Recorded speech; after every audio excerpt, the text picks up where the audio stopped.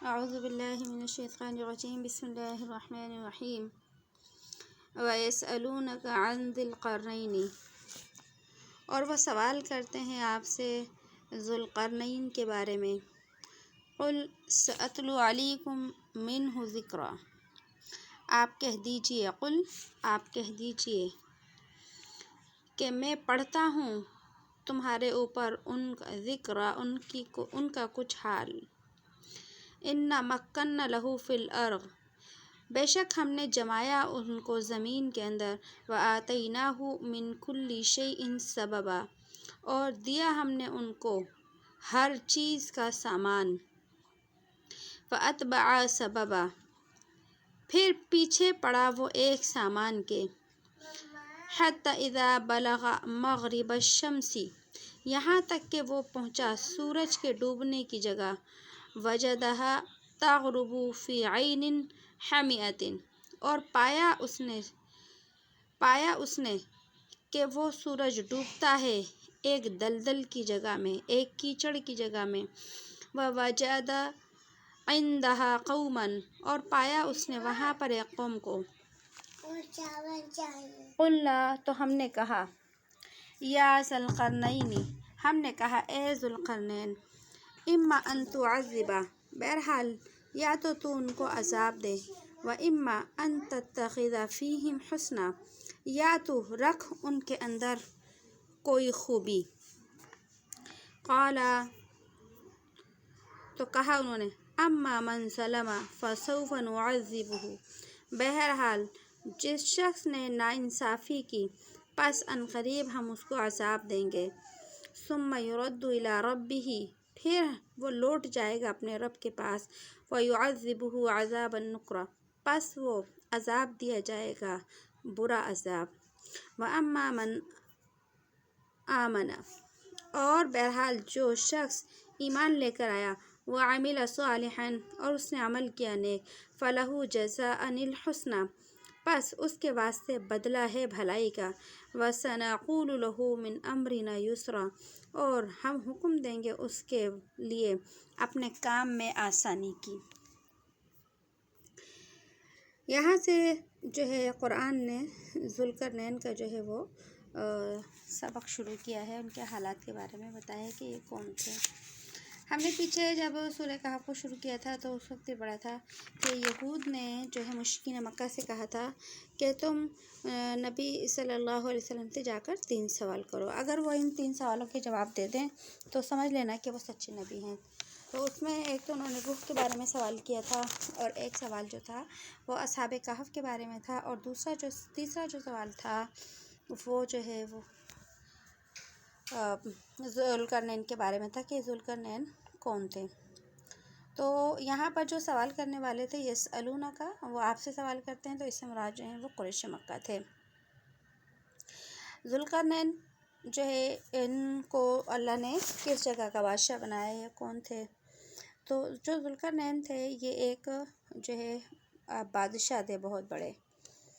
اور جن کا ذکر قرآن نے کیا کہ یہ اللہ نے ان کی جو ہے وہ بہت بڑی جو ہے زمین کے اوپر جو ہے بادشاہت ان کو عطا کی تھی۔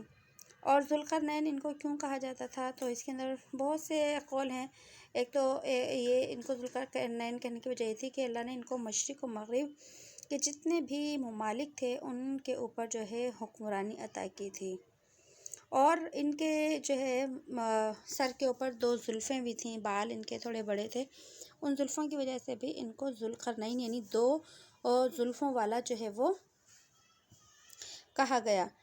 اب ان کا نام کسی بھی وجہ سے رکھا ہو، لیکن قرآن نے انہیں جو ہے ذوالقرنین سے کے لفظ یاد کیا ہے، کیونکہ یہودی جو تھے مدینہ کے وہ بھی انہیں ذوالقرنین ہی کہتے تھے۔ اور ہمیں قرآن کریم سے ان کے بارے میں جو پتہ چلا تو یہی پتہ چلا کہ وہ ایک نیک، صالح اور عادل بادشاہ تھے زمین کے اوپر، اور اللہ نے ان کو مشرق اور مغرب سب جگہ پہنچایا، اور انہوں نے مشرق اور مغرب کے اندر جو ممالک تھے ان ممالک کو جو ہے وہ کیا کیا تھا، فتح کیا تھا، اور فتح کرنے کے بعد وہاں پر اللہ کے جو ہے شریعت کو، اللہ کے نظام کو جو ہے وہ نافذ کیا تھا اور انصاف قائم کیا تھا۔ اور اللہ رب العزت نے جو ذوالقرنین بادشاہ جو تھے، ان کو اپنی حکمرانی کے لیے جو ہے، اپنی حکمرانی کو جمانے کے لیے پوری دنیا میں جو ہے وہ بہت ساری چیزیں جو ہیں عطا کی تھیں۔ بہت ساری چیزوں کا مطلب کہ جو بھی بادشاہت کے لیے جو طاقت تھی، مال تھا، ضرورت تھی، قوت تھی، شوکت تھی، اللہ نے ان کو سب کچھ عطا کیا تھا تاکہ یہ جو ہے اپنا مقصد پورا کر سکے۔ ان کا مقصد کیا تھا؟ اللہ کی زمین پر اللہ کے نظام کو اور اللہ کی حکومت کو نافذ کرنا۔ تو یہ اتنے بڑے بادشاہ تھے اور مال اسباب بھی بہت زیادہ تھا ان کے پاس، تو انہوں نے زمین کے اوپر جو ہے وہ جنگ کرتے ہوئے اور فتح کرتے ہوئے 3 طرف سفر کیے تھے۔ ایک مغرب سے سفر شروع کیا، تو پھر جو ہے اقصیٰ تک، اور پھر مشرق سے بھی سفر شروع کیا تو اقصیٰ تک، یعنی کہ اس کے انتہائی آخری علاقے تک گئے۔ پھر شمال کے علاقے کے اندر بھی انہوں نے جو ہے وہ کیا کہ سفر شروع کیا، اور وہاں درمیان میں جتنے بھی ملک اور علاقے آتے رہے یہ ان کو فتح کرتے رہے۔ اور اس شمال کی سمت میں 2 پہاڑوں کے درمیان جو تھی، اور ایک جگہ تھی، ایک درہ تھا، 2 پہاڑوں کے درمیان ایک علاقہ تھا، اس کو انہوں نے جو ہے ایک بہت بلند دیوار بنا کر جو ہے وہ بند کر دیا تھا، جس کو سد ذوالقرنین بھی کہا جاتا ہے۔ تو یہ یہودی جو تھے مدینہ کے، انہوں نے نبی صلی اللہ علیہ وسلم کی نبوت کا امتحان لینے کے لیے جو ہے یہ سوال کیا تھا، اور جب نبی صلی اللہ علیہ وسلم کے اوپر یہ وحی آئی اور آپ نے جو ہے وہ ان کو جواب دیا، تو وہ لوگ جو ہے مطمئن ہو گئے، اور پھر انہوں نے مزید کوئی سوال نبی صلی اللہ علیہ وسلم سے نہیں کیے۔ بعض روایت میں آتا ہے کہ پوری دنیا کے اندر حکومت کرنے والے 4 بادشاہ گزرے ہیں دنیا کے اندر۔ ان 4 بادشاہوں میں 2 بادشاہ جو تھے وہ ایمان والے تھے، اور 2 بادشاہ جو تھے وہ کافر تھے، 2 مومن تھے اور 2 کافر تھے۔ ان ایمان والے بادشاہوں میں ایک تو حضرت سلیمان علیہ السلام تھے، جن کو اللہ نے پوری دنیا پر حکومت عطا کی تھی، اور دوسرے ذوالقرنین تھے۔ اب جو حضرت سلیمان علیہ السلام تھے وہ پیغمبر بھی تھے اور بادشاہ بھی تھے، لیکن جو ذوالقرنین تھے یہ صرف بادشاہ تھے۔ تو یہ 2 ایمان والے بادشاہ گزرے ہیں دنیا میں، اور 2 کافر بادشاہ گزرے ہیں، جن میں ایک نمرود تھا، جس کو اللہ نے پوری دنیا کی جو ہے وہ بادشاہت اور حکومت عطا کی تھی، اور دوسرا جو تھا بخت نصر کے نام سے، کہ اللہ رب العزت نے اس بخت نصر کو جو ہے پوری دنیا کی حکومت عطا کی تھی۔ اب بات یہاں جو ہے قرآن نے جو بیان کی ہے ذوالقرنین کے متعلق ہے، تو ذوالقرنین کے متعلق ہم نے مختصر سا جو ہے احوال پڑھ لیا کہ یہ بادشاہ تھے۔ اس کے بعد جو ہے اللہ پاک فرما رہے کہ ان کو کیا تھا کہ آپ جو ہے قرآن کریم سے ان کو پڑھ کر بتا دیجئے، قُلْ سَأَتْلُو عَلَيْكُم مِّنْهُ ذِکْرًا، کہ یہ سوال کرتے ہیں ذوالقرنین کے بارے میں، تو آپ بتا دیں کہ میں اس کا کچھ حال بیان کرتا ہوں، یعنی جتنا اللہ نے مجھے ان کے حالات سے آگاہی دی ہے اتنا ہی میں آپ سے ان کے بارے میں بیان کر سکتا ہوں، کیونکہ جو ذوالقرنین کا زمانہ تھا وہ نبی صلی اللہ علیہ وسلم کے زمانے سے بہت پہلے کا تھا۔ اور پھر قرآن نے فرمایا، بیان کیا کہ ہم نے ان کو جمایا زمین میں، اِنَّا مَكَّنَّا لَهُ فِي الْأَرْضِ، ان کو ہم نے جمایا زمین کے اندر، جو ہے ہم نے جمایا، یعنی ان کو بادشاہت دی، اور بادشاہت کو باقی رکھنے کے لیے اللہ پاک نے ان کو جو ہے ہر قسم کا سامان دیا تھا۔ وَآتَيْنَاهُ مِن كُلِّ شَيْءٍ سَبَبًا، ہم نے ان کو ہر چیز جو ہے وہ کیا کی تھی؟ عطا کی تھی۔ اب جب عطا کی تھی تو عطا اس وجہ سے کی تھی تاکہ جو ہے وہ اپنے شاہی منصوبوں کو پورا کر سکیں، کیونکہ دنیا میں اللہ کے نظام کو نافذ کرنا تھا، اس وجہ سے۔ پھر آگے قرآن کہتا ہے فَأَتْبَعَ سَبَبًا، پھر وہ پیچھے پڑا اپنے سامان کے، مطلب کیا ہے کہ ایک موقع پر انہوں نے جو ہے سامان لیا، اپنے لشکر کو لیا، اور ایک جو ہے راہ پر لیے، جیسے انہوں نے منصوبہ بنایا کہ اب مجھے فلاں سمت میں جانا ہے، اور فلاں سمت میں جا کر جو ہے وہاں پر لوگوں سے جنگ کرنی ہے۔ دیکھیے ان لوگوں سے جنگ کی جاتی تھی جو کہ اللہ کی زمین کے اوپر رہ کر بھی کیا کرتے تھے؟ کفر کرتے تھے۔ انہیں ایمان کی دعوت دی جاتی تھی، سب سے پہلے ایسے نہیں قتل کر دیا جاتا تھا، ایمان کی دعوت دی جاتی تھی۔ اگر وہ ایمان کی دعوت کے بعد بھی اور اپنے وقت کی نبیوں کی نبوت کے باوجود بھی اگر کفر ہی کرتے چلے آتے تھے تو پھر اللہ کا حکم آتا تھا کہ اب ان کو کیا کر دیں، ختم کر دیا جائے، کیونکہ یہ زمین کے اوپر اللہ کو نہیں مانتے۔ تو اسی وجہ سے حضرت ذوالقرنین جو تھے وہ زمین کے اوپر کیا کرتے تھے، سفر کرتے تھے، وہ بھی اللہ کے حکم سے ہی، کہ زمین کے اوپر صرف اللہ کی بادشاہی، لہٰذا اللہ ہی کی حکومت ہوگی زمین کے اوپر۔ تو اس وجہ سے انہوں نے جو ہے ایک مرتبہ اتباع سببا سامان لیا اپنا، سامان سے مراد ان کا لاؤ لشکر اور اسباب جو ہے جنگ تھا، ہتھیار وغیرہ، اور فرمایا آگے قرآن کہتا ہے یہاں تک کہ وہ سفر کرتے ہوئے ایک جگہ پر پہنچے۔ اب درمیان کے اندر جتنے بھی جو ہے وہ شہر آتے رہے، ملک آتے رہے، تو وہ وہاں پر اس کو کیا کرتے چلے گئے، فتح کرتے چلے گئے۔ جب فتح کرتے کرتے جو ہے وہ اس مغرب کے سمت میں جب سفر کرنا انہوں نے شروع کیا تو بہت عرصے کے بعد یہ ایسی جگہ پر پہنچے جہاں پر جو ہے انہیں لگا کہ سورج جو ہے وہ ایک کیچڑ کی جگہ میں جو ہے، ایک پانی کی جگہ میں، یہ سیاہ پانی ہے، یہ کیچڑ ہے، ایک دلدل ہے، اس سمت میں جو ہے سورج ڈوب رہا ہے۔ تو اب قرآن نے دیکھیں کیا بیان کیا، تغرب فی عین حمیۃ، کہ وہ انہوں نے سورج کو پایا ہوا ڈوبتا ہوا کہ ایک دلدل کی جگہ میں یا ایک کیچڑ کی جگہ میں یا سیاہ پانی میں۔ تو جس سمت حضرت یہ ذوالقرنین جو سفر کر رہے تھے تو اس سمت میں جو ہے سمندر آ گیا۔ اب سمندر آ گیا تو اب دیکھیں سمندر کا پانی جب دور سے دیکھتے ہیں نا تو وہ انسان کو دیکھنے میں کالا نظر آتا ہے، حالانکہ پانی کالا نہیں ہوتا سمندر کا، لیکن کچھ آسمان کی رنگت ہوتی ہے اور کچھ اندر کا جو ہے وہ سبزے کی رنگت ایسی ہوتی ہے کہ وہ پانی بظاہر کالا نظر آتا ہے یا جو ہے وہ گہرے رنگ کا نظر آتا ہے۔ تو حضرت ذوالقرنین جو تھے وہ سمندر کے ایسے علاقے میں پہنچ گئے جہاں پر انہیں جو ہے یوں لگا کہ سورج جو ہے وہ پانی کے اندر ڈوب رہا ہے، کیونکہ حالانکہ سورج جو ہوتا ہے وہ سمندر کے اندر نہیں ڈوبتا، لیکن جس سمت میں سورج ڈوب رہا ہوتا ہے اگر ادھر سمندر ہو، پانی ہو اور اس سے پیچھے دور دور تک کوئی بھی آبادی نہیں ہو، ہر طرف پانی ہی پانی نظر آ رہا ہو، تو ہر دیکھنے والے کو یوں لگے گا جیسے کہ سورج اس پانی کے اندر ڈوب رہا ہے۔ تو دیکھیے جہاں سمندر ہوتا ہے تو ہر سمت جہاں پر بھی نظر اٹھائیں ہمیں سمندر کا پانی ہی پانی نظر آتا ہے۔ اگر سمندر جیسے پاکستان میں بھی سمندر مغربی سمت کے اندر ہے، اس طرف اگر سورج ڈوبتا ہے تو یوں لگتا ہے بظاہر کہ یہ سورج جو ہے سمندر کے اندر ڈوب رہا ہے۔ تو بالکل ایسے ہی ایک مقام پر حضرت ذوالقرنین پہنچے کہ وہاں سے آگے کوئی بھی آبادی نہیں تھی اور انہیں لگا کہ یہ سورج جو ہے سمندر کے اندر جا کر ڈوب رہا ہے۔ جب وہ جو ہے ایسے مقام پر رک گئے، کیونکہ آگے تو سارا کیا تھا، پانی ہی پانی تھا، جب پانی ہی پانی تھا تو انہوں نے پھر اس جگہ پر ایک قوم دیکھی، اور وہ قوم جو تھی کافر قوم تھی، یعنی اس علاقے میں جو ہے وہ قوم تھی، کچھ بستی تھی۔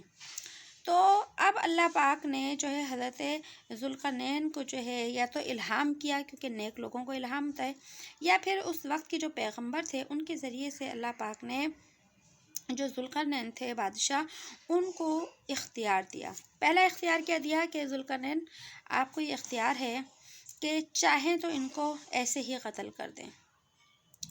اور دوسرا اختیار یہ ہے کہ ان کے بارے میں آپ نرمی اختیار کریں اور جو ہے ان کو پہلے دین کی دعوت دیں، اگر یہ نہ مانے تو ان کو قتل کر دیا جائے۔ اب پہلا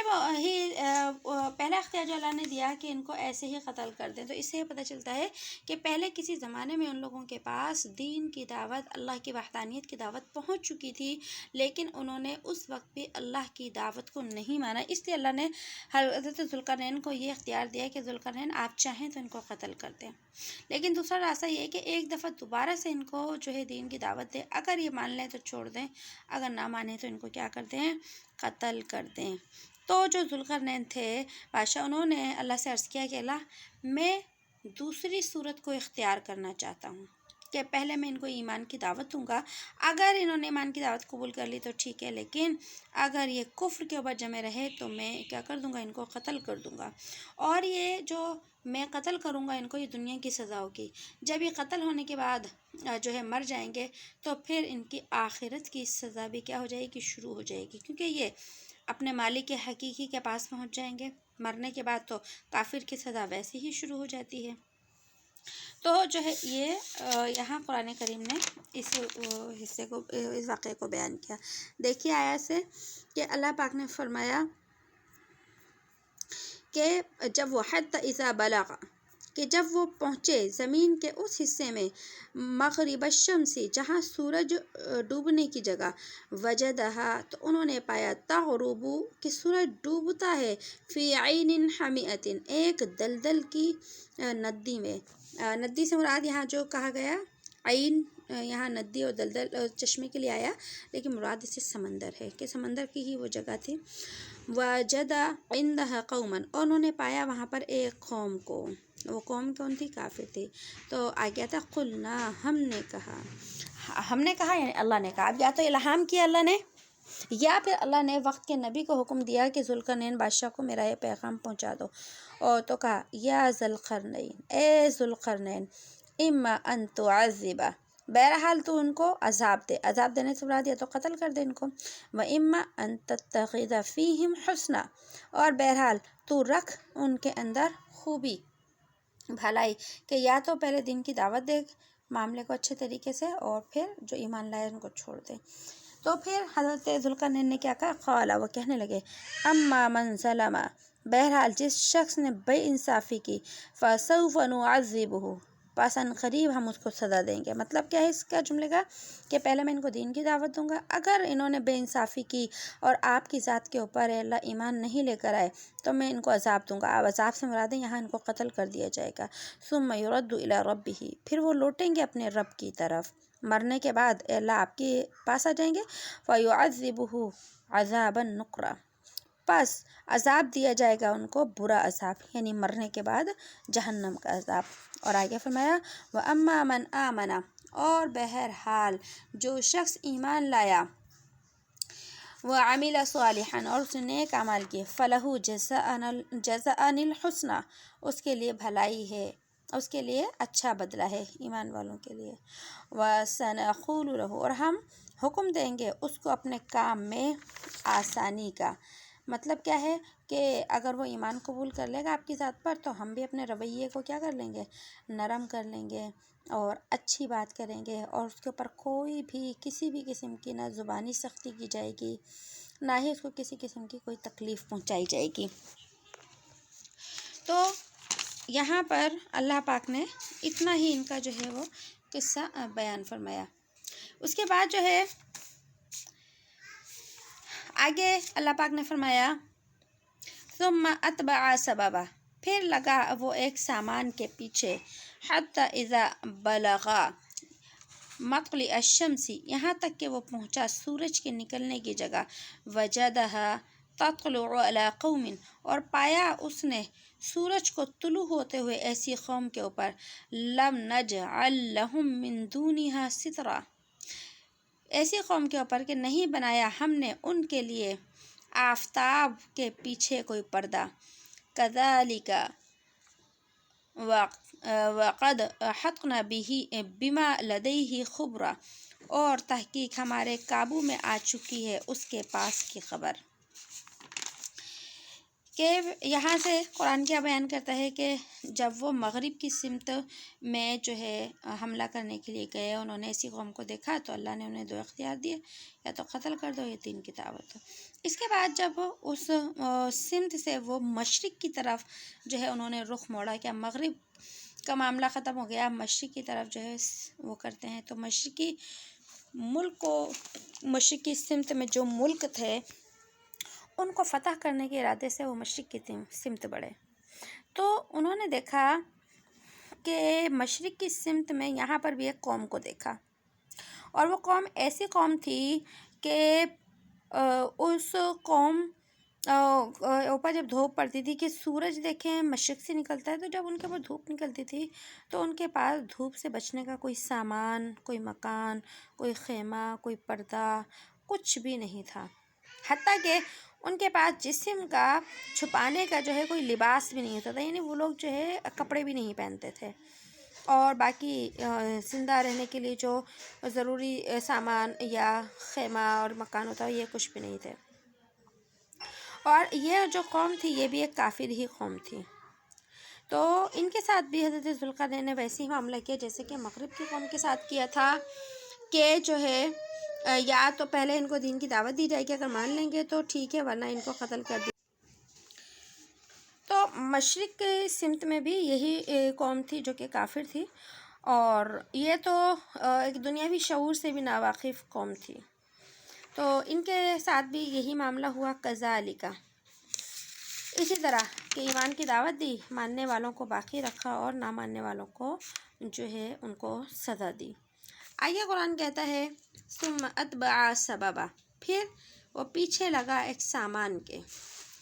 پیچھے لگا سامان سے مراد وہی ہے کہ انہوں نے دوسری سمت میں ایک جو ہے سفر کرنے کا ارادہ کیا، اور آگے فرمایا حتی اذا بلغ بین السدین، یہاں تک کہ جب وہ پہنچا دو پہاڑوں کے بیچ میں، وجد من دونہما قوما، پایا انہوں نے ان کے پیچھے ایک قوم کو، لا یکادون یفقہون قولا، جو نہیں سمجھتے تھے کسی بات کو، جو کسی بات کو نہیں سمجھتے تھے، اور فرمایا قالوا یا ذا القرنین، وہ کہنے لگے اے ذوالقرنین، ان یأجوج و مأجوج مفسدون فی الارض، کہنے لگے ذوالقرنین بے شک یاجوج اور ماجوج یہ فساد کرتے ہیں زمین میں، فہل نجعل لک خرجا، پس کیا آپ بنا دیں گے ہمارے، پس کیا ہم کر دیں آپ کے لیے کچھ، خرجا کوئی چیز مقرر، ہم کر دیں آپ کے لیے کوئی مال، علی ان تجعل بیننا و بینہم سدا، یہ کہ آپ بنا دیں ان کے اور ہمارے درمیان ایک آڑ، قال تو فرمایا ما مکنی فیہ ربی خیر، فرمایا کہ جو کچھ دیا ہے مجھ کو میرے رب نے، خیر وہ بہتر ہے، وَأَعِنُونِ بِقُوَّةٍ، پس تو میری مدد کرو طاقت کے ساتھ، اجعل بینکم و بینہم ردما، کیا میں بنا دوں تمہارے اور ان کے درمیان ایک موٹی دیوار، آتونی زبر الحدید، تم لاؤ میرے پاس لوہے کے تختے، حتی اذا ساوی بین الصدفین، یہاں تک کہ جب برابر کر دیا انہوں نے دونوں پہاڑوں کو، قال انفخوا، کہا کہ دھونکو اس کے اندر، دھونکو اس کے اندر، حتی اذا جعلہ نارا، یہاں تک کہ جب کر دیا اس کو آگ، قال تو کہا آتونی لاؤ میرے پاس، افرغ علیہ قطرہ، کہ میں ڈالوں اس کے اوپر پگھلا ہوا تانبا، فما استطاعوا، پس وہ نہیں چڑھ سکیں گے اس کے اوپر، ان یظہروہ، اور نہیں کر سکیں گے اس کے اندر، نہیں چڑھ سکیں گے، چڑھنے کی طاقت رکھیں گے اس پر، وما استطاعوا لہ نقبا، اور نہ ہی وہ اس میں سوراخ کر سکیں گے، اور فرمایا قال ھذا رحمۃ من ربی، کہنے لگے یہ مہربانی ہے میرے رب کی، فاذا جاء وعد ربی، اور پس جب آ جائے گا وعدہ میرے رب کا، جعلہ دکا، تو وہ گرا دیں گے اس کو، وکان وعد ربی حقا، اور میرے رب کا وعدہ سچا ہے۔ یہاں سے حضرت ذوالقرنین کا جو ہے وہ تیسرا سمت کا جو ہے قرآن نے سفر بیان کیا ہے، کہ پہلا سفر جو تھا مغرب کا تھا، پھر مشرق کا تھا، تیسرا جو سمت تھا وہ جو ہے شمال کی جانب تھا، شمال کی جانب جو ہے وہ انہوں نے سفر کیا، اور اس جانب جب سفر کیا تو انہوں نے جو ہے کچھ الگ ہی جو ہے وہ دنیا دیکھی، کہ جب اس جانب بھی انہوں نے ایک آبادی اور ایسے لوگ دیکھے، کہ پہلے تو یہ کہ جب وہ ایسے اس مقام پر پہنچے، یعنی کہ اس سمت میں پہاڑ زیادہ تھے، اور وہ وہاں سفر کرتے کرتے ایسے مقام پر پہنچے جو دو پہاڑوں کے درمیان تھا، یعنی دائیں طرف بھی پہاڑ بائیں طرف بھی پہاڑ، بیچ میں جو تھا وہ بیچ میں جو ہے وادی تھی، اس جگہ پر پہنچے، تو انہوں نے پہاڑوں کی اس طرف جو ہے قوم کو دیکھا، اور وہ قوم کیسی تھی؟ قرآن نے کہا لا یکادون یفقہون قولا، کہ وہ کسی کی بات نہیں سمجھتی تھی۔ تو وہ قوم ایسی تھی کہ زبان سے بھی ناواقف تھی ان کی، اور جو ہے وہ ایک ہماری اسلام جسے کہتے ہیں اجڑ اور جاہل قوم، وحشیانہ جو قوم ہوتی ہے وہ تھی، اور کوئی بھی بات ان کے لیے سمجھنا یا ان سے سمجھانا جو تھی بہت مشکل تھی، کیونکہ دیکھیں عام زندگی کے اندر اگر ہم کسی کی زبان نہ بھی سمجھتے ہوں، لیکن اللہ نے جو ہے ایک انسان کو جو ہے باڈی لینگویج دی ہے کہ وہ اشاروں کے ذریعے سے جو ہے اپنی بات کو کیا کر سکتا ہے؟ سمجھا سکتا ہے۔ اور ہم بھی اس طرح جو ہے بہت جگہ پر ایسا معاملہ ہوتا ہے کہ اگر ہم کسی سے بات نہ کر سکیں تو ہم اشاروں سے جو ہے اس کو اپنی بات سمجھا سکتے ہیں۔ تو فرمایا، قرآن نے بتایا کہ یہ ایسی قوم تھی جو کہ زبان بھی نہیں جانتی تھی ان کی، اور اجڑ ایسی، وحشی ایسی تھی کہ اشاروں کنایوں سے بھی بات نہیں کر سکتی تھی۔ ایسے مقام پر جو ہے وہ پہنچ گئے۔ پھر جو ہے ان کے اندر کچھ لوگ جو ہے حضرت ذوالقرنین کے جو ہے وہ پاس آئے۔ اب یہ جو ذوالقرنین کے جو پاس آئے تو شاید کسی ترجمان کے ذریعے سے، کیونکہ ان کو تو بولی آتی ہی نہیں تھی، کسی ترجمان کے یا کسی اور کے ذریعے سے انہوں نے جو ذوالقرنین تھے ان کو ایک پیغام دیا، اور پیغام دیا ہے کہ ذوالقرنین جو ہے یہ ہمارا جو علاقہ ہے اس کے اندر یاجوج اور ماجوج ہیں، اور یہ زمین کے اندر جو ہے نا آتے ہیں اور جو ہے بہت کیا کرتے ہیں، ہمیں نقصان پہنچاتے ہیں، فساد مچاتے ہیں، قتل و غارت گری کرتے ہیں، اور جو ہے ہمارے پاس ان سے لڑنے کی جو نا طاقت نہیں ہے بالکل۔ تو ہم جو ہے یہ تو ہمیں قتل کر جاتے ہیں، ہم ان سے مقابلہ نہیں کر سکتے، لہٰذا ہم آپ کو کچھ چندہ جمع کر کے دیتے ہیں، اور اس چندے کے ذریعے سے جو ہے ہم اس شرط پر دے رہے ہیں کہ آپ ہمارے اور ان کے درمیان جو ہے نا کوئی ایسی دیوار بنا دیں، کوئی ایسی روک بنا دیں جس کی وجہ سے جو ہے یہ ہم پر حملہ نہ کر سکیں۔ تو جب حضرت ذوالقرنین نے یہ بات سنی تو ان سے کہنے لگے کہ مجھے جو ہے نا چندے کی ضرورت نہیں ہے، کیونکہ اللہ نے مجھے اتنا مال دیا ہے، اور اس مال کے اندر جو ہے مال کے ساتھ مجھے طاقت بھی دی ہے، اور مجھے اختیار بھی دیا ہے اللہ نے کہ میں صحیح اور غلط کا اختیار اللہ نے مجھے دیا ہے، اس لیے میں اپنی طرف سے یہ کام کر سکتا ہوں۔ ہاں تم یہ کرو کہ مجھے ایسے مزدور دے دو جو بہت طاقتور ہوں، ایسے جان سے لگا کر جو محنت کرنے والے لوگ ہوں نا، مجھے وہ دے دو، تو میں ان یاجوج اور ماجوج کے درمیان جو ہے نا وہ کیا کر دوں گا، ایک موٹی دیوار بنا دوں گا۔ تو موٹی دیوار بنا دوں گا تو وہ اس بات پر تیار ہو گئے کہ ٹھیک ہے، ہم آپ کو ایسے لوگ دیں گے جو آپ کے ساتھ جو ہے کیا کر سکیں، اس کام کے اندر شریک ہو سکیں۔ اور اس کے بعد جو ہے حضرت ذوالقرنین نے جو ہے نا ان سے سب سے پہلے جو چیز ایک منگوائی وہ یہ تھی کہ تم جو ہے لوہے کی چادریں لے کر آؤ، کیونکہ حضرت ذوالقرنین کے پاس مال دولت تو بہت تھی، لیکن جس علاقے میں اتنی دور وہ یہاں پر آئے تھے تو اس ملک کے اندر سب سے زیادہ جو نایاب چیز تھی یا کم جو چیز تھی وہ تھی لوہے کی چادریں اور لوہا۔ تو اس وجہ سے جو ہے حضرت ذوالقرنین نے فرمایا کہ تم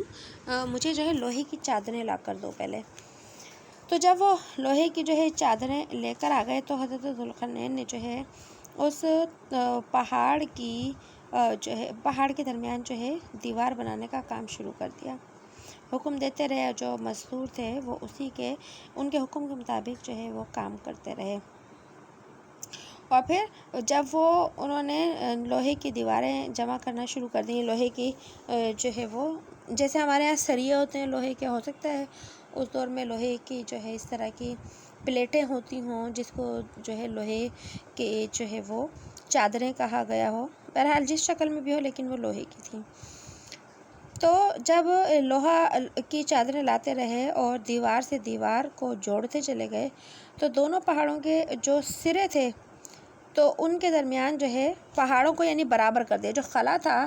جو آنے جانے کا جو راستہ تھا اس کو کیا کر دیا، بالکل ایک ساتھ لگا دیا، ایک دیوار سی بنا دی۔ جب وہ لوہے کی دیوار بن گئی تو اس کے بعد حضرت ذوالقرنین نے ان لوگوں کو حکم دیا کہ اس کو دیکھیے آج بھی ہم لوہار کو جب کام کرتے ہوئے دیکھتے ہیں تو وہ جب لوہے کی کسی چیز کو سیدھا کرنا چاہتا ہے یا اس کے اوپر ضرب لگاتا ہے تو پہلے اسے بھٹی کے اندر ڈال کر کیا کرتا ہے، اسے آگ میں تپاتا ہے۔ آگ میں جب وہ چیز سرخ ہو جاتی ہے، پھر اس کے بعد جب وہ لوہے کی ضرب مارتا ہے تو پھر کیا ہوتا ہے، وہ چیز ویسی شکل اختیار کر لیتی ہے۔ تو دھونکنے کا مطلب یہی کہ اب اس کے نیچے آگ جلاؤ۔ جب انہوں نے اس لوہے کی دیواروں کے نیچے یا ارد گرد آگ جلانی شروع کری تو وہ لوہے کی دیواریں جو تھیں ساری لال ہو گئیں۔ اب جب لال ہو گئیں تو اس کے بعد حضرت ذوالقرنین نے ان کو حکم دیا کہ جو تانبا ہے پگھلا ہوا وہ لاؤ۔ پہلے ہی انہوں نے تانبا جو تھا اس کو پگھلا لیا۔ جب وہ پگھل گیا تانبا تو پھر حکم دیا کہ یہ جو لوہے کی دیواریں ہیں ان کے درمیان جو ہے یہ تانبا ڈال دو۔ جیسے کہ آج سڑک بنتی ہے تو اس کے اوپر جو یہ تارکول جو ہوتا ہے وہ پگھلا کر ڈالا جاتا ہے اس کو مضبوط کرنے کے لیے۔ تو اس طریقے سے حضرت ذوالقرنین نے لوہے کی چادروں کے درمیان جو ہے پگھلا ہوا تانبا ڈلوایا، اور کسی ذریعے سے جو ہے اتنی اونچی دیواروں کے اوپر، آج کل دیکھیں کرینے ہیں، اتنی اونچائی کے اوپر لے جا کر جو ہے وہ کوئی بھی کام کر سکتی ہیں۔ ہو سکتا ہے اس دور کے اندر بھی اللہ نے انہیں اتنی بڑی بادشاہت دی تھی تو ایسے آلات دیے ہوں جس کی وجہ سے اتنی لمبی چوڑی دیوار کے اوپر انہوں نے پگھلے ہوئے تانبے کو جو ہے ڈالا۔ جب اوپر تانبے کو ڈالا تو جو دیوار کی جتنی بھی سوراخ تھے وہ اور دیوار کی جو درمیانی حصہ تھا ان سب کے اندر جو ہے وہ تانبا جو ہے بھر گیا، اور پھر جو ہے وہ دیوار بالکل ایک ہو گئی جو ہے لوہے کی چادروں اور جو ہے تانبے کے پگھلے ہوئے تانبے کے ساتھ۔ اب اس کی بلندی کتنی تھی یہ اللہ ہی جانتے ہیں، لیکن یہ اتنی مضبوط ہو گئی تھی اور اونچائی اس کی اتنی زیادہ تھی، اس کی اونچائی فٹ کے حساب سے تو نہیں آتی لیکن اس کے بارے میں آتا ہے کہ وہ اتنی اونچی ہو گئی تھی کہ یہ یاجوج اور ماجوج کی جو قوم تھی اس کے اوپر چڑھ نہیں سکتی تھی، اور یہ اتنی مضبوط ہو گئی تھی کہ یہ اگر اس کو توڑنا چاہتے یا اس میں کوئی سوراخ کرنا چاہتے تو یہ سوراخ نہیں کر سکتے تھے۔ جب یہ دیوار بن گئی تو دیکھا اتنی لمبی چوڑی اتنی مضبوط دیوار بن گئی تو حضرت ذوالقرنین نے جو ہے شکر کے طور پر کہا یہ میرے رب کی یہ رحمت ہے کہ اس نے مجھ سے یہ اتنا بڑا کام کروا دیا کہ یہ جو قوم ہے ان کے پاس یاجوج ماجوج نکلتے ہیں، قتل و غارت گری کرتے ہیں، لوٹ مار مچاتے ہیں، اس کے بعد چلے آتے ہیں۔ پھر حضرت جو ہے قرآن کہتا ہے جس وقت رب کا وعدہ آئے گا کہ ابھی تو یاجوج و ماجوج کو روک دیا ہے، لیکن جب اس دیوار کے گرنے کا وقت آئے گا، اللہ کا وعدہ آئے گا تو وہ اس دیوار کو گرا دے گا اور یہ دیوار گر کر زمین کے برابر ہو جائے گی، اور میرے رب کا وعدہ کیا ہے، برحق ہے۔ یعنی ان کو کہا کہ ابھی تو میں نے اس کو بند کر دی ہے، اب یہ نہیں نکل سکتے، لیکن جس وقت ان کے نکلنے کی باری آئے گی تو یہ دیوار کیا ہو جائے گی، ٹوٹ جائے گی اور یہ نکل جائیں گے۔ پھر اب پیچھے سے پھر ترجمہ دیکھ لیجئے کہ جب حضرت ذوالقرنین شمال کی سمت پہنچے، حتی اذا بلغ بین السدین، وہ پہنچے دو پہاڑوں کے درمیان، وجد من دونہما قوما، انہوں نے پایا ان دونوں کے پیچھے ایک قوم کو، لا یکادون یفقہون قولا، اور وہ نہیں سمجھتے تھے ان کی باتیں، بالکل ہی جو ہے الگ قوم تھی۔ انہوں نے پھر ترجمان کے ذریعے کیا بات کی، قالوا یا ذا القرنین، کہنے لگے اے ذوالقرنین، ان یاجوج و ماجوج مفسدون فی الارض، کہ یاجوج اور ماجوج فساد مچاتے ہیں زمین میں۔ اور ان کا فساد کیا تھا، یہ ایک تو قتل غارت کری، جو سامنے آتا اس کو قتل کر دیتے تھے اور ان کا مال لوٹ لیتے تھے۔ آگے فہل نجعل لک خرجا، کیا ہم کر دیں تیرے لیے مال۔ اب یہاں خرج سے مراد چندہ مراد ہے کہ ہم جمع کر کے نا آپ کو پیسے دے دیتے ہیں، اور پیسے کیوں دیتے ہیں، اعلیٰ اس وجہ سے، ان تجعل بیننا و بینہم سدا، کہ تو ہمارے اور ان یاجوج ماجوج کے درمیان ایک آڑ کر دے، ایک دیوار بنا دے۔ تو جب چندے کی بات کی تو قالا، حضرت ذوالقرنین نے کیا کہا، ما مکنی فیہ، کہ جو مقدر کر دیا مجھ کو میرے رب نے، جو عطا کر دیا مجھ کو میرے رب نے، خیرون، وہ بہتر ہے، بہت کچھ ہے میرے پاس، مال طاقت سب کچھ ہے، بس تم مدد کرو میری، کس سے، بقوت، طاقت کے ساتھ، مراد ہے اس سے کہ تم مجھے جو ہے نا کچھ لوگ دے دو جن کو میں مزدوری میں لگا دوں۔ اجعل بینکم و بینہم ردما، کہ میں بنا دوں تمہارے ان کے درمیان ایک موٹی دیوار. آدمی آ جائیں گے، انہوں نے آدمی لا کر کھڑے کر دیے. تو آگے کیا، آتونی زبر الحدید. پھر حضرت ذوالقرنین نے کہا کہ لوہے کی چادریں بھی لے کر آؤ. اب مال تو انہوں نے ہی خرچ کیا حضرت ذوالقرنین نے، کیونکہ صرف جو مانگی تھی تعداد وہ مزدوروں کی مانگی تھی، اور جو لوہے کی یا تانبا جو بھی خرچ ہوا وہ انہوں نے خود کیا اس کے اندر. تو بہرحال منگوایا کیا، لوہے کی چادریں. حتی یہاں تک کہ جب برابر کر دیا بین الصدفین، دو پہاڑوں کے درمیان جو ہے جب برابر ہو گیا تو فرمایا قال انفخوا، پھونکو دھونکو اس میں، یعنی آگ جلاؤ اب ان کے نیچے. حتی اذا جعلہ نارا، یہاں تک کہ جب اس کو کر دیا آگ، یعنی اتنی آگ جلائی کہ وہ لوہے کی چادریں خود آگ بن گئی، لال ہو گئی. قالا، تو کہنے لگے آتونی افرغ علیہ قطرہ، کہ لاؤ میرے پاس کہ ڈالوں اس کے اوپر پگھلا ہوا تانبا، قطرہ تانبا. اور کہنے لگے کہ اس کو میں اتنا مضبوط بناؤں گا فمستطاعوا ان یظہروہ، کہ وہ طاقت نہیں رکھیں گے اس پر چڑھنے کی. وما استطاعوا لہ نقبا، اور نہ ہی وہ طاقت رکھیں گے اس میں نقب یعنی سوراخ کرنے کی. اور جب وہ اتنی مضبوط دیوار بن گئی، قالا، تو کہنے لگا ھذا رحمۃ من ربی، یہ میرے رب کی مہربانی، یعنی میری طاقت نہیں ہے، میں نہیں کر سکتا تھا، لیکن اللہ نے مہربانی کی، میرے ہاتھ سے یہ دیوار بنوا دی. پھر آگے کہنے لگے سنو، فَإِذَا جَاءَ وَعْدُ رَبِّ، جب میرے رب کا وعدہ آ جائے گا کہ ان کے نکلنے کا وقت آئے گا، جَعَلَهُ دَكَّا، تو وہ اس کو گرا دے گا، ڈھا دے گا. وَكَانَ وَعْدُ رَبِّ حَقًّا، اور اس کا وعدہ، میرے رب کا وعدہ سچا ہے. تو یہ جو ہے یاجوج ماجوج، ذوالقرنین جو تھے ان کا زمانہ گزر چکا ہے، لیکن یاجوج ماجوج کا زمانہ آنے والا ہے. اور یاجوج ماجوج کے متعلق قرآن کریم کے اندر بھی ذکر ہے اور احادیث طیبہ کے اندر بھی ذکر ہے. عام لوگوں کے ذہنوں میں دیکھیے یاجوج اور ماجوج کا ایک کانسیپٹ یہ ہوتا ہے کہ شاید وہ جو ہے ایک جنات میں سے ہیں، لیکن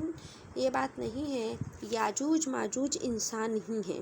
انسان ہی کی قومیں ہیں، اور یہ نوح علیہ السلام کی اولاد میں سے ہیں.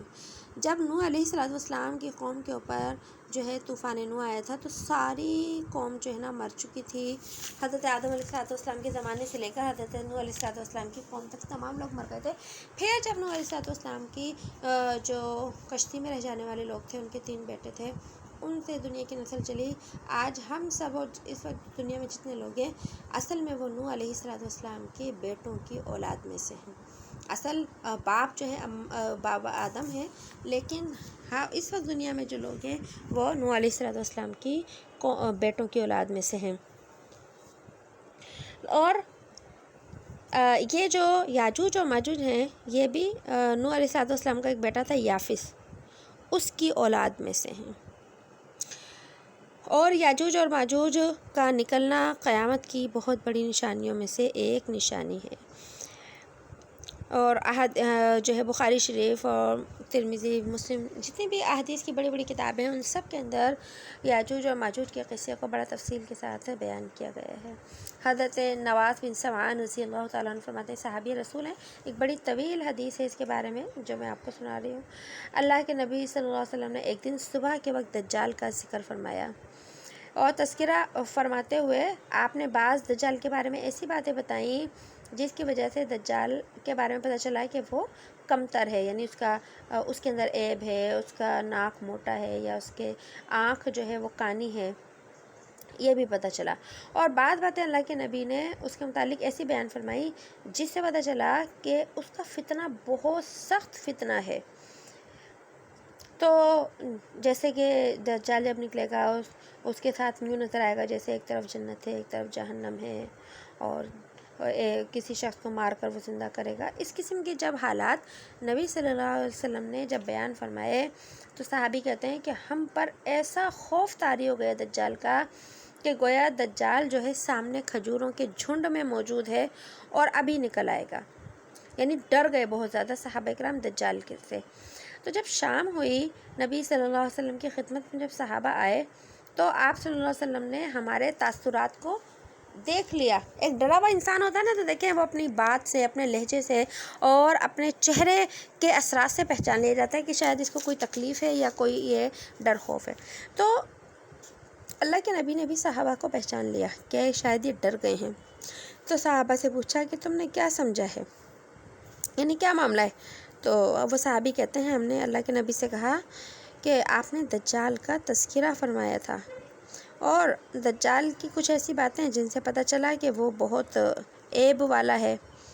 اور اتنا یعنی کہ اس کا معاملہ مشکل نہیں ہے. لیکن آپ نے بعض باتیں ایسی بیان فرمائی جس سے پتہ چلا کہ اس کی بہت بڑی طاقت ہوگی اور وہ اس زمین کا بہت بڑا فتنہ ہوگا. تو اے اللہ کے نبی ہمیں یہ لگا کہ وہ ہمارے سامنے ہی ہے، کہیں نکل آئے گا، ہمیں ڈر لگا اس سے. تو اللہ کے نبی صلی اللہ علیہ وسلم نے فرمایا کہ اگر میری موجودگی میں وہ نکلا تو اس کا مقابلہ میں خود کروں گا، تمہیں اس کے فکر کی ضرورت نہیں ہے. اور اگر وہ میرے بعد آیا تو تم میں سے ہر شخص اپنی ہمت کے مطابق اس سے لڑنے کی کوشش کرے گا، اور اللہ تعالیٰ میری غیر موجودگی میں ہر مسلمان کا مددگار ہوگا. اور فرمایا کہ اس کی علامت کیا ہے، یعنی دجال کا حلیہ نبی صلی اللہ علیہ وسلم نے بیان فرمایا کہ وہ نوجوان ہوگا، عمر کے حساب سے نوجوان ہوگا، اور اس کے بال گھنگریالے ہوں گے،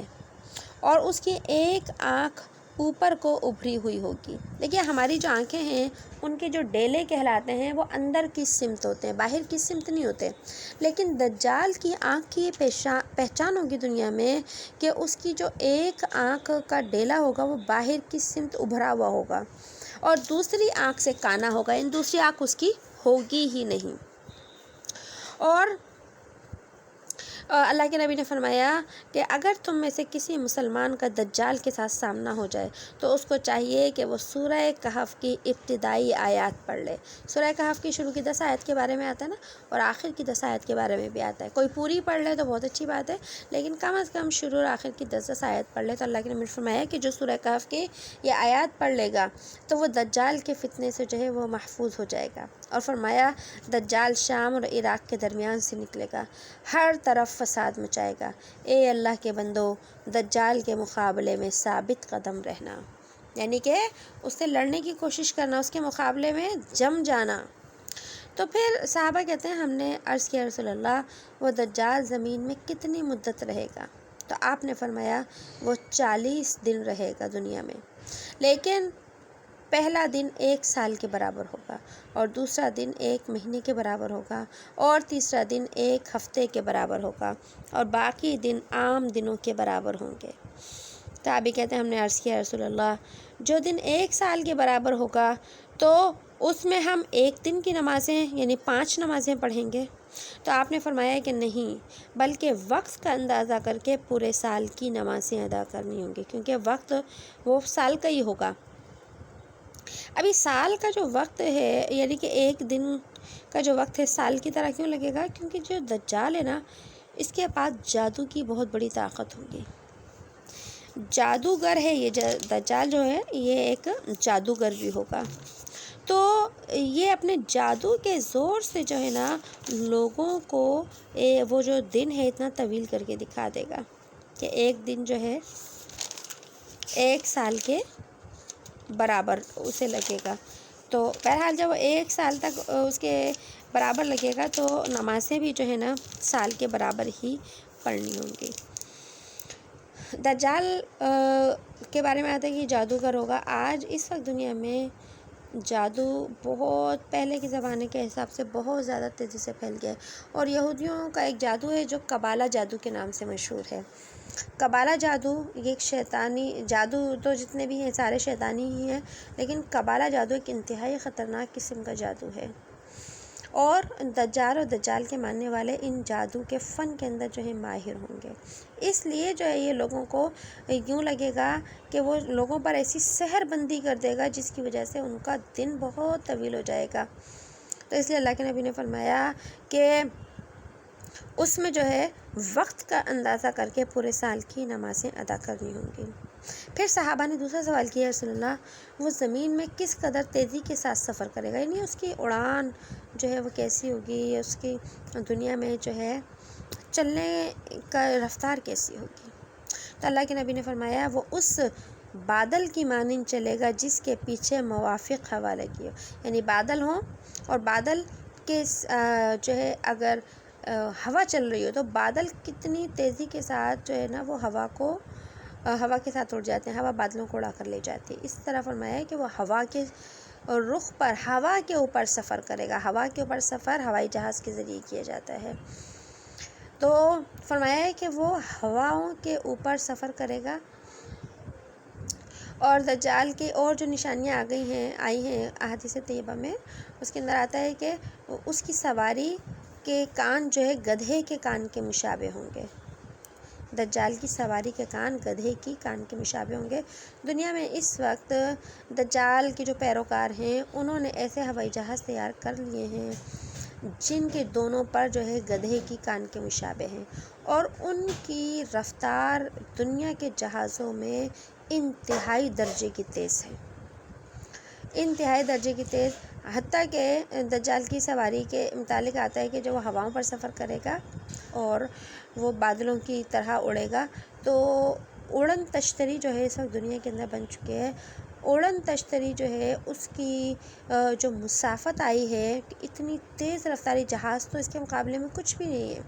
ہوائی جہاز اڑن تشتری کے متعلق آتا ہے کہ صرف 45 منٹس کے اندر، 45 منٹ کے اندر یہ پوری دنیا کا چکر لگا سکتی ہے.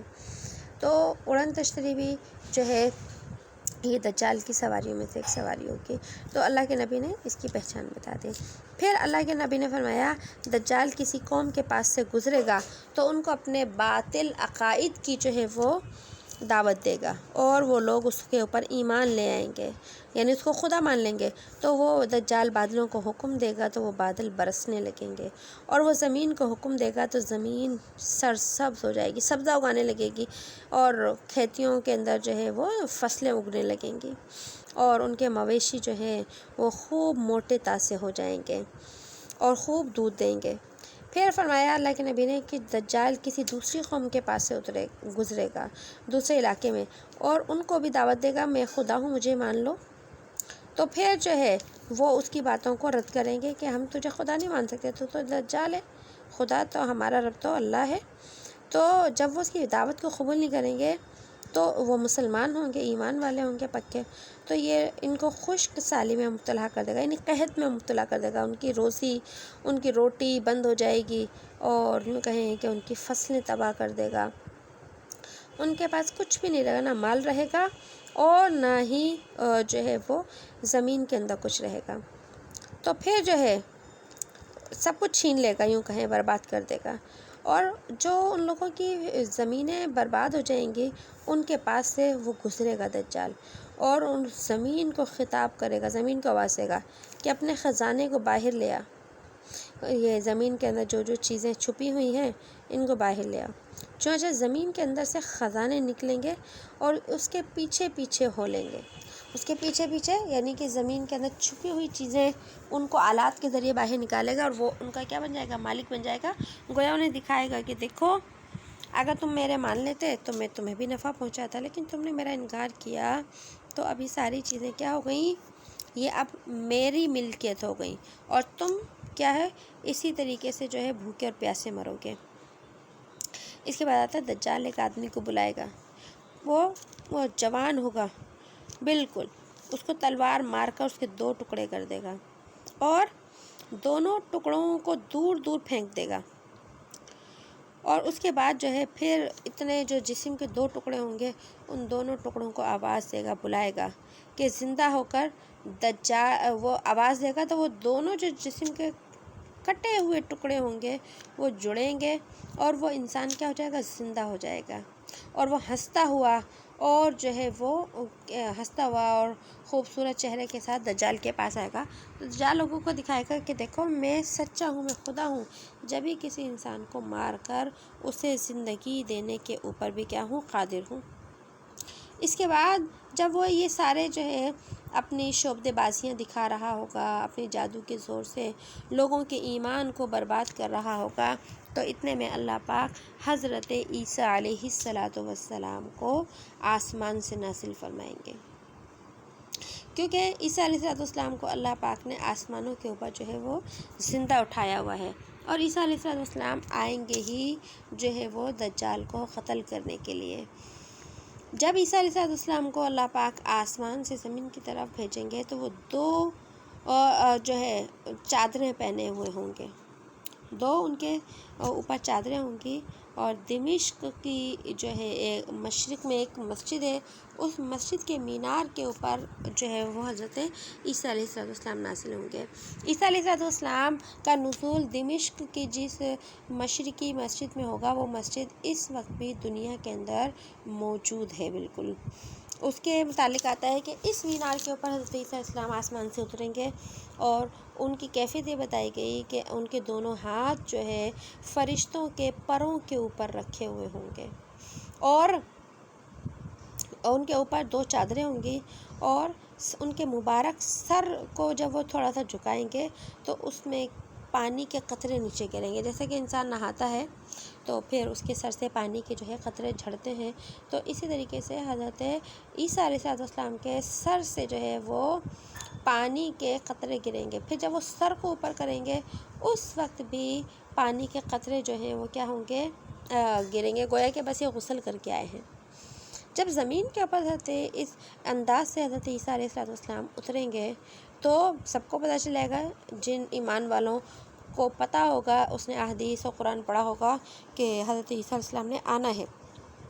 قادیانی تو کہتے ہیں عیسیٰ علیہ السلام کی وفات ہو گئی، لیکن ہم یہ کہتے ہیں عیسیٰ علیہ السلام کی وفات نہیں ہوئی، وفات کا عقیدہ رکھنا کفر ہے۔ عیسیٰ علیہ السلام آسمانوں کے اوپر زندہ ہیں اور دوبارہ دنیا میں تشریف لائیں گے، یہ وہ وقت ہوگا۔ اور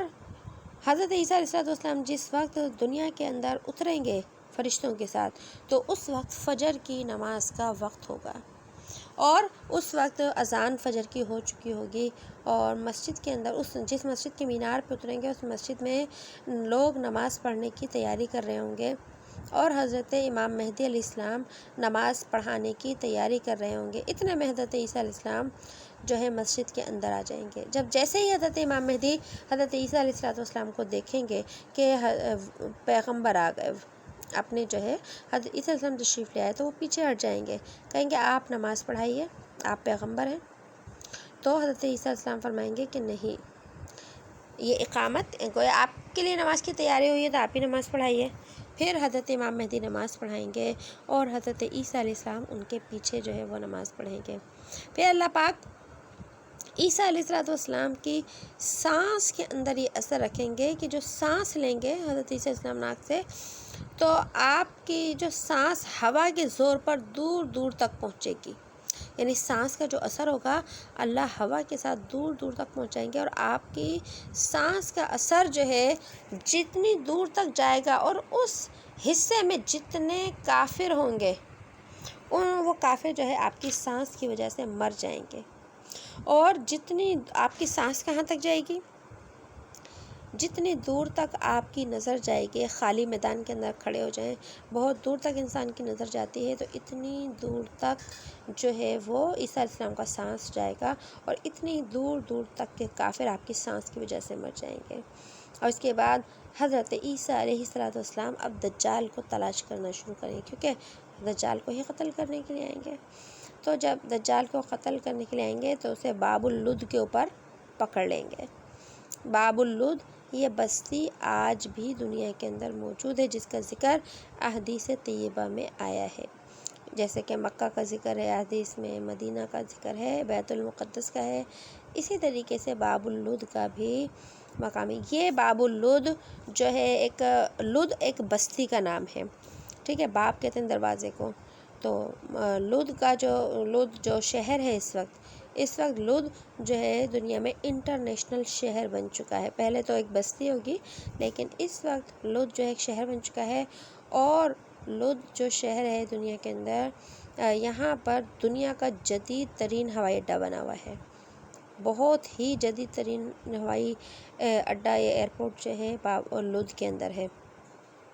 یہ بستی بیت المقدس کے اندر ہے، تو وہاں پر حضرت عیسیٰ علیہ السلام اس کو قتل کر لیں گے۔ وہ بھاگنے کی تیاری میں ہوگا یہاں سے، کیونکہ انٹرنیشنل ایئرپورٹ بنا ہے بہت اعلیٰ قسم کا، وہاں سے یہ بھاگنے کے لیے جو ہے تیار ہوگا۔ حضرت عیسیٰ علیہ السلام وہیں اس کے بعد جو ہے کیا کریں گے، پکڑ لیں گے، اور پکڑ کے اس دجال کو وہاں پر قتل کر دیں گے۔ اس کے بعد جب دجال قتل ہو جائے گا تو حضرت عیسیٰ علیہ السلام لوگوں کے پاس جو ہے وہ تشریف لائیں گے، اور تشریف لانے کے بعد جو ہے شفقت کے طور پر ان کے چہروں پر ہاتھ پھیریں گے۔ یعنی مسلمان اتنے ستائے ہوئے ہوں گے دجال کی وجہ سے، وہ اتنے دن جو رہے گا مسلمانوں کے اوپر ایک قیامت گزر چکی ہوگی اس دجال کی وجہ سے۔ تو پھر جب دجال کو قتل ہوتا ہوا مسلمان دیکھیں گے تو شکر ادا کریں گے، ان کے تھوڑا سا اطمینان اور سکون جب آئے گا تو پھر حضرت عیسیٰ علیہ السلام کے چہروں پر شفقت کے ہاتھ پھیریں گے اور جنت میں اعلیٰ درجات کی خوشخبری سنائیں گے کہ جو لوگ دنیا میں مر چکے ہوں گے دجال کی وجہ سے وہ تو ظاہر سی بات ہے جائیں گے ہی جنت میں، لیکن جو ہے اس وقت جو زندہ ہوں گے ان کو بھی جنت کی خوشخبری ہوگی۔ تو دجال کے ساتھی اس کے آنے کا راستہ ہموار کر رہے ہیں، اور جیسے ہی جب یہ راستہ ہموار ہو جائے گا مکمل طریقے سے اور اللہ کا حکم آ جائے گا، دجال کے نکلنے میں کوئی وقت نہیں لگے گا۔ اور دجال کا وقت جو ہے اس وقت حالات کو اگر ہم دیکھیں تو انتہائی قریب آ چکا ہے۔ جی ٹھیک ہے، آواز صاف آ رہی ہے الحمدللہ۔ دجال کا جو وقت ہے نا، یاد رکھیے بہت قریب آ چکا ہے۔ دجال جب دنیا میں نکلے گا تو ایمان والوں میں سے بھی 2 گروہ ہوں گے۔ جی ٹھیک ہے، سمجھ میں آ رہا ہے الحمدللہ۔ دجال کافر تو الگ ہوں گے، لیکن دجال کے جو مسلمان ہوں گے نا ایمان والے، ان میں بھی 2 گروہ ہوں گے۔ ایک وہ مسلمانوں کا گروہ ہوگا جو دجال کا ساتھی بن جائے گا جا کر، اور ایک وہ گروہ ہوگا جو دجال کا دشمن ہوگا۔ تو کامیاب ہونے والے وہ ہوں گے جو دجال کے دشمن ہوں گے، اور ناکام ہونے والے وہ ہوں گے جو دجال کے ساتھی ہوں گے۔ لہذا نام نہاد جو مسلمان جنہوں نے دین کو کھیل مذاق اور تماشا بنا لیا ہے، وہ بھی جا کے دجال کے ساتھیوں میں مل جائیں گے، اور جب دجال آئے گا تو دنیا کے اندر اسے دہشت گرد قرار دیا جائے گا۔ برا اللہ پاک ہمارے ایمان کی حفاظت فرمائے، ہمارے بچوں کے ایمان کی حفاظت فرمائے۔ دجال ایسا فتنہ ہے کہ ہر نبی نے اپنے دور میں اپنی امتوں کو ڈرایا ہے۔ آج ہم دجال کے اتنے قریبی زمانے میں ہیں، ہمارے بچوں کو دجال کے متعلق نہیں پتہ، ہم اپنے بچوں کی تربیت نہیں کر رہے۔ تو ایسے واقعات کو اپنے بچوں کو بتانے کی ضرورت ہے، اپنے گھروں میں بتانے کی ضرورت ہے کہ پتہ نہیں ہماری زندگی کتنی ہے، یہ بھی ہو سکتا ہے کہ ہماری زندگیوں میں یہ وقت آ جائے، اور ہماری زندگیوں میں نہیں بھی آیا تو ہماری اولاد کی زندگیوں میں وقت آ جائے، کیونکہ جس تیزی سے نشانیاں پوری ہو رہی ہیں تو